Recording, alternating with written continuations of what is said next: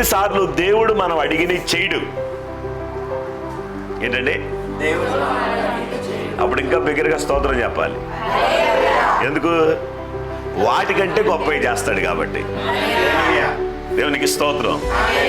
అడిగిని చేయటం లేదు, అడిగింది ఇవ్వట్లేదంటే దేవుని ఉద్దేశం ఏంటంటే, ఒరే బాబు, నువ్వు నా కుమారుడు అయి ఉన్నావు, నేను నీ పట్ల గొప్ప ప్రణాళిక కలిగి ఉన్నాను, నువ్వేమో చిన్న చిన్నవి అడుగుతున్నావు, అందుకే నేను నీకు ఇవి ఇవ్వట్లా. నువ్వు అడిగిన దానికంటే గొప్పగా ఇవ్వాలనుకుంటున్నాను కాబట్టి నువ్వు అడిగిన దాన్ని నేను ఇవ్వట్లా. కాబట్టి నువ్వు నిరాశ చెందకు, నా యందు విశ్వాసం ఉంచి నా తట్టు చూస్తూ నా సన్నిధిలో నిలిచి ఉండి నువ్వు ముందు కొనసాగుతూ ఉండు. నువ్వు ఊహించని కార్యాలను దేవుడు మన జీవితాల్లో జరిగిస్తాడు. హల్లెలూయా. అడిగింది ఇవ్వటం లేదా?